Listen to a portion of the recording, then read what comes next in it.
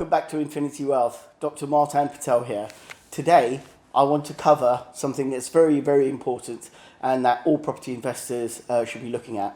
So how is the coronavirus or COVID-19 going to affect us personally in our markets? So what I want to do is I wanted to give you a breakdown. So I wanted to give you a number of cases. Then I wanted to actually look at an environment mainly in Hong Kong and see how property prices have been affecting there, so we can anticipate what could potentially, and I say potentially because there's no way for us to prepare or know what the future holds, but it's better to actually prepare and understand.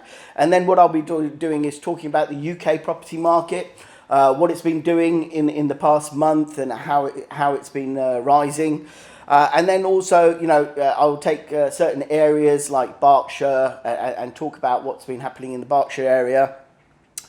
And the important thing is that, we as business owners should always be considering factors that can affect our business, which we then have to try and see if we can mitigate against some of the risks that could be evolving. So I'll give you, how potentially the businesses could be affected, steps that you can take if if it was going to be a pandemic, basically, and how you can prepare for that, and the effects on the property market. So let's begin, first of all, by looking at today's Sunday, the 1st of March. So obviously the data that I give you is going to be rapidly changing. At the moment, as it stands, China has 79,828 cases. They reported an increase of 577 cases, and deaths they have had of 2,870. South Korea is the one that's the most affected after China. And that's because South Korea do a lot of business with China. They've got a lot of factories in China as well. So South Korea at the moment has a number of cases are 3,736. A rise in number of cases over the last day has been 586 and 20 deaths so far. Italy in Europe is the one that's been the most affected within the European community. They've got reported cases of 1,128, deaths of 29, and also Japan. So Japan has had cases of 252.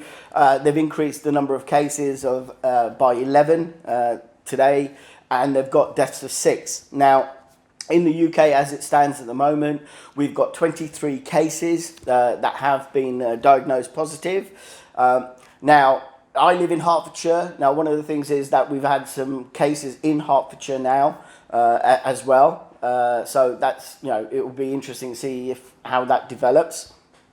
So that's actually so far the number of cases and what's actually happening right now. I know these number of cases seem very low considering the overall population in the world, and they are low. But these sort of diseases can rise rapidly with the onset of air travel. So that's something that we have to be mindful of. So if we look at, there was a recent article in Forbes which talked about, the effects of the real estate market around and what could potentially be happening. Now, if you look at Hong Kong as an example, there's also an interesting article from Savills talking about the Hong Kong property market.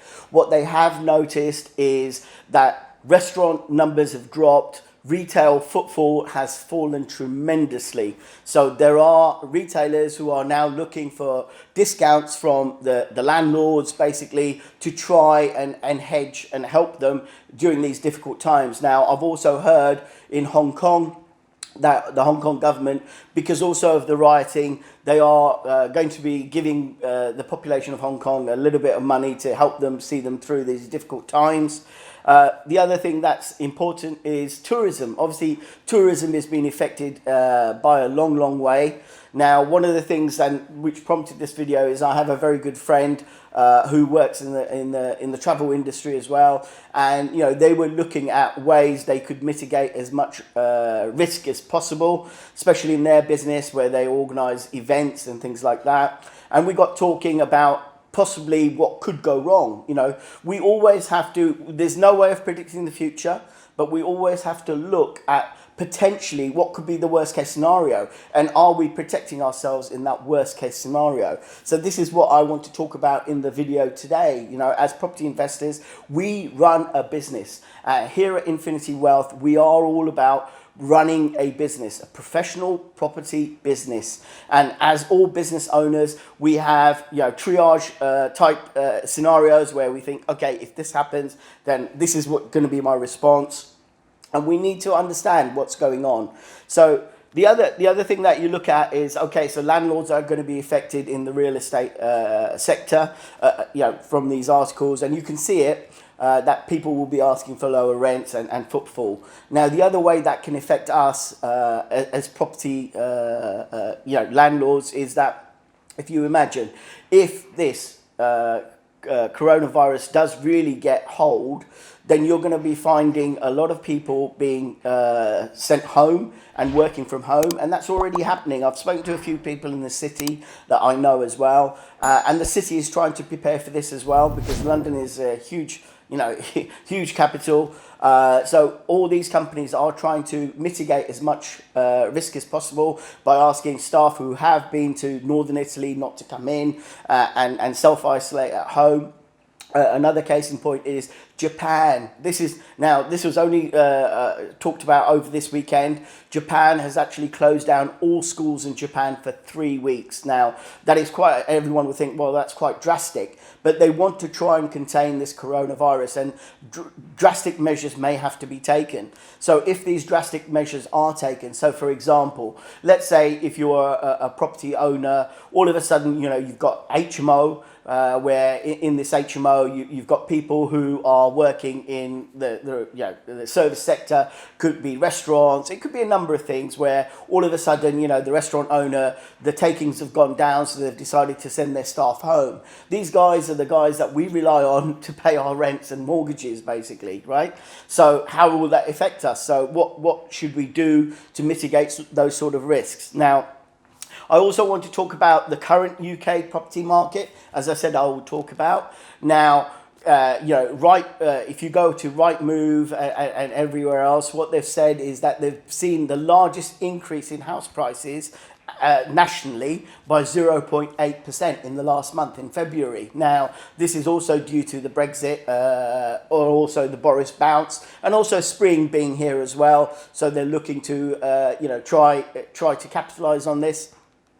Now, when you look at these stats are different in different areas. So I looked at the Berkshire Times, which is online, just to find out what's going on in different parts of the country. Now, Berkshire, I came across Berkshire because Slough had a huge increase in property prices because of Crossrail.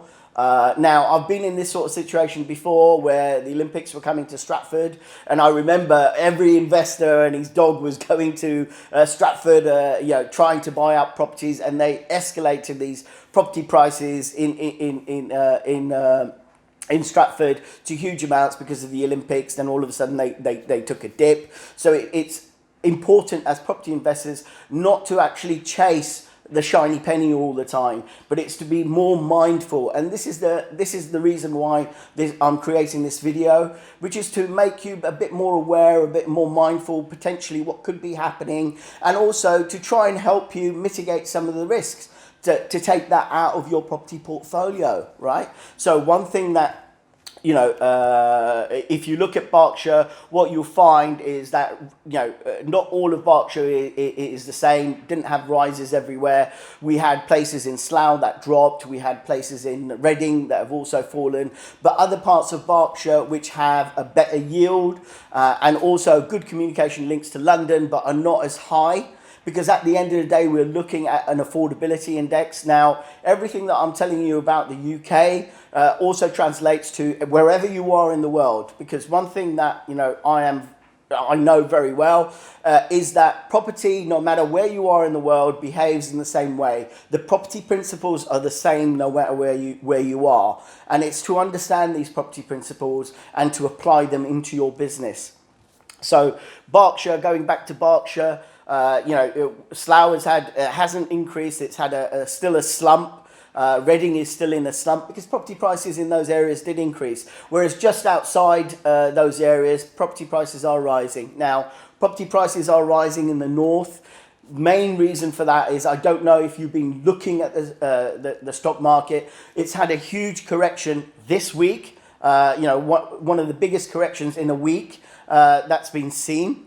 Now, one of the main reasons why property prices outside London have been rising is because everyone has been hunting for yields. Prior to the stock market collapsing in this week, stock markets were going up because people were hunting for yields. What they wanted to do is, they've got a cash pile of money sitting in their bank accounts, but they don't know what to do with it. That's eroding every day. So it's a case of, can they make the correct investments? And what people are doing now is looking for investments that give them a higher rate of return. So the higher rates of return in the UK can be achieved outside London. So the northern cities have seen an increase in property prices, and they will continue to grow. So I'm not saying that they're going to fall, but we have to be mindful of all the eventualities. Now, something that I now want to talk about is, okay, so we know that coronavirus is active at the moment. So how's that going to affect us? Okay, so if we think about,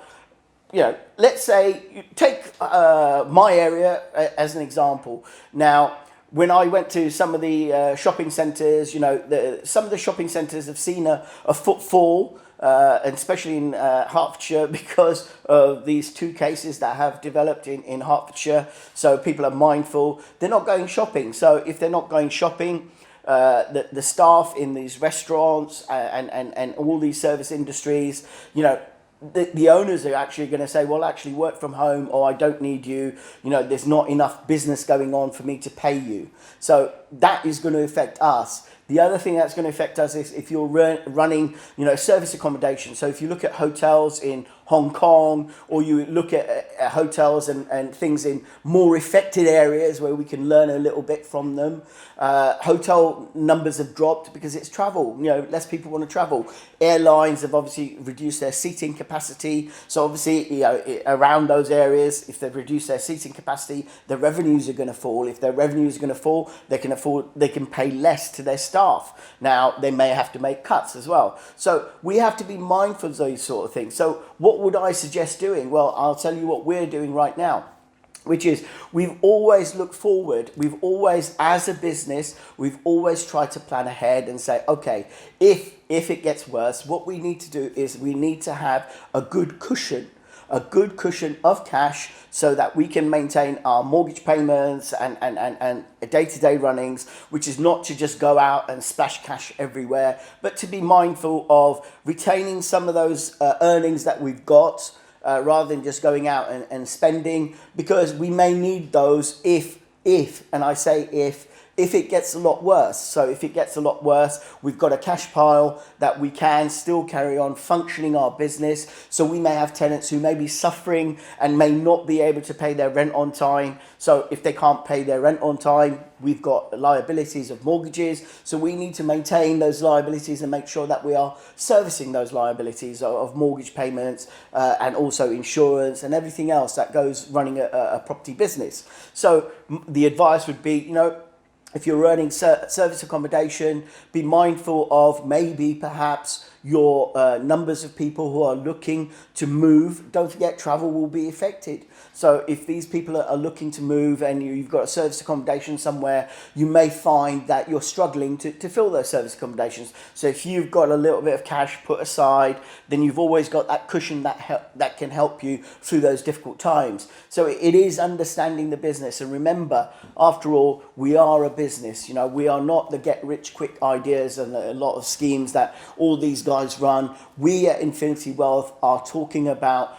developing your wealth slowly. It's not a get-rich scheme, quick rich scheme at all. It's more making you understand how to run a proper property business and what to do, how to understand the numbers, what to do, what to compensate, so a lot to look for if things are changing dynamically. Now, I don't anticipate, property prices falling that much at the moment, because if you look at bond yields around the world, they have cratered. They really have cratered. So this means that, you know, mortgage interest rates may be coming down because of coronavirus, because there is a bit of a panic that's going on out there. Now, lower interest rates will support asset prices like houses, as long as you've got a good flow of tenants coming in and demand is there for your property business. So always be mindful of these factors. So I hope this video has helped you. And the purpose was really to try and help you understand and how to, not to get worried about the coronavirus, but to be mindful of what could potentially be happening in your business. And it's not a time to take out huge risks at the moment, because risk is being taken out of the market at the moment. So be mindful of, you know, other assets where risk is being taken out. In property, risk is being taken out. Asset prices haven't been, been dropping, and I don't believe that they will. Although there was an interesting article from Savills which talked about if Brexit does not happen, if it does not happen, they anticipate, and that's by the end of this year. Okay, so if we've got a hard Brexit by the end of the year, then they do expect asset prices to fall. And in their models, they were talking about potentially falling by 20%, in some cases 6%. But I think those main drops will be felt in the London area or around the London basin, because asset prices are very, very expensive there anyway. So you're going to feel less of an impact up north, as long as we've got good job prospects up there and things are ticking over. So I hope you found this video very useful. What I'd like you to do is share this video. Share this video with other property people in the industry, no matter where they are, who may find it useful. And we're all about providing you with useful content and useful information. And somewhere at the bottom, you'll see a bell icon. So try and subscribe to our channels, and also press the notification bell as well. So every time we post a video, and I will do another video update on what's going on as well, not just on the coronavirus, but also on the property market as I see it unfolding. So take care, guys. I hope you've enjoyed the video. Please don't forget to like our videos and share our content.